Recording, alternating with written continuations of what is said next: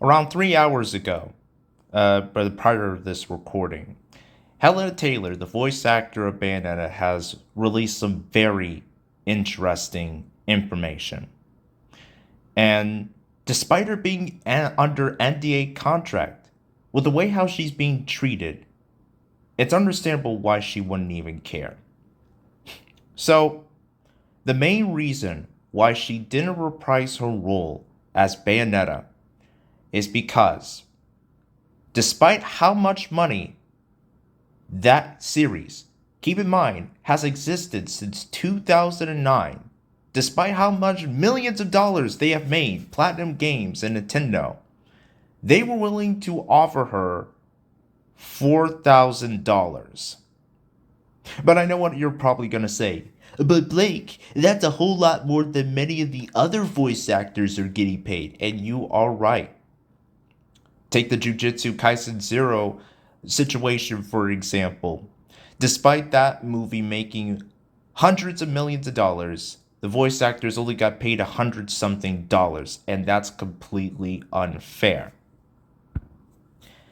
However, just because that happened doesn't mean that they should be paid a hundred something dollars. They should have been paid a whole lot more than just that. And Helena, who has voiced this character since Bayonetta's debut, since 2009, and she's a professional voice actor. She has been trained to be prepared for this stuff. Should be paid a whole lot more. But her, or many other voice actors, don't. Voice acting has existed at the same length as acting has, and yet voice actors are treated like second, maybe even lower citizens. Take the whole situation that's going on with Kyle McCarley and the people who are under the union protection of SAG-AFTRA, which, if you don't know what that is, SAG-AFTRA's purpose is to make sure that voice actors not only get paid with what they're worth, but also to make sure that they have health care as well too. But Crunchyroll and Sony are not even willing to have a meeting with Kyle and the people who are protected under SAG-AFTRA. They would just prefer to replace him, which one of the notable roles that he's notable for voicing is Mob. They're replacing him with somebody else, just like how Helena was replaced by somebody else. And here's the thing. Don't attack the new voice actor for Mob or the voice actor for Bayonetta, the new voice actor for Bayonetta as well too. I'm pretty sure both of them are going to do a good job. But here's the thing. Both Kyle and Helena and many voice actors who understand fully, relatable in their situation, are screwed over and deserve to be paid a whole lot more.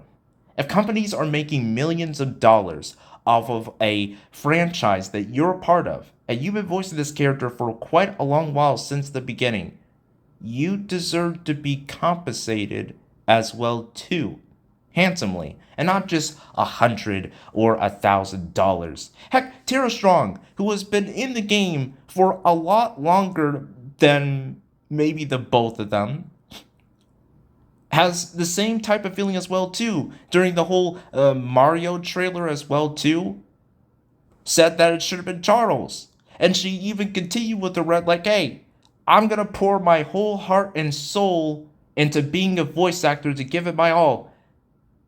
Hollywood one doesn't care. Neither does the voice acting business as well too. She's not being paid the same level of big bucks as actors like, say, Keanu Reeves. I'm just saying, as an example, Keanu Reeves did nothing wrong. But if it was Keanu Reeves or Jamie Lee Curtis or Sigourney Weaver, they would be paid the big bucks because they're actors, big Hollywood actors, and not just some simple voice actors. Voice actors are just as important as actors, and they put, dare I say, a whole lot more creative effort when it comes to their performances. Regardless of whoever you feel towards a voice actor, ones that didn't do anything controversially wrong, they deserve to be paid handsomely for their performance. Take Jamie Markey for a prime example. Regardless with how you feel about her online, she's a great voice actress. When I heard her performance again in Witchblade, I thought that she was great and definitely deserved to be paid handsomely. But she didn't back then, and she still isn't to this very day. I feel the same way with many other notable voice actors. And I feel like it's completely downright unfair, immoral, and unjust that these voice actors are treated like commoners. It's stupid and repugnant, and I wish something was done about it, and something should be done about it. If you're not going to buy Bayonetta 3, it's completely understandable.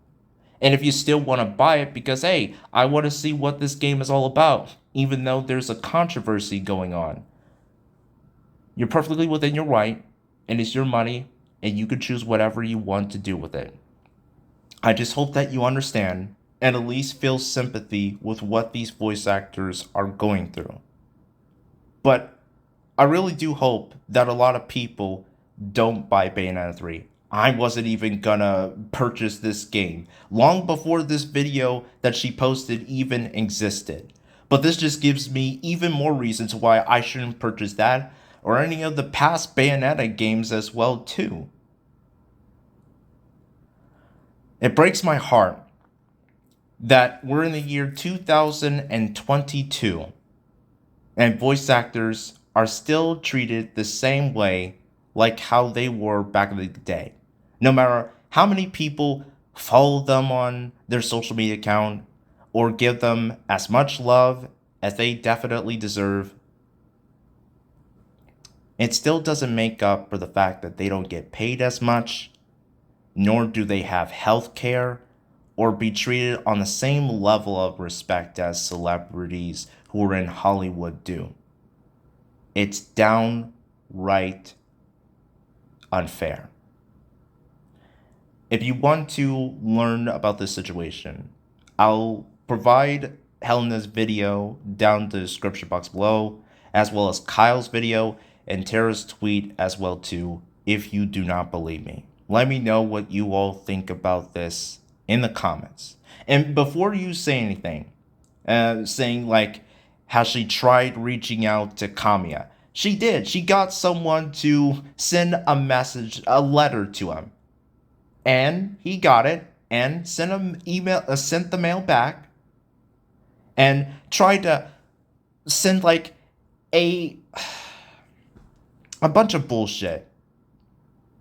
Just in simple terms, him and Platinum Games just don't care. They'll pretend to say like, oh, we appreciate for everything that you have done to help get our franchise to make a whole lot of money. And you've done a lot for us, but we're still gonna pay you $4,000. Sorry. That's completely unfair. Can you imagine if Jamie Lee Curtis, if she came back to play as Lori, and you learned that she got paid $4,000? She would have the right to complain about this on social media and not want to do the role. Or Sigourney Weaver reprising her role as Ripley. Imagining her getting paid that same level of money.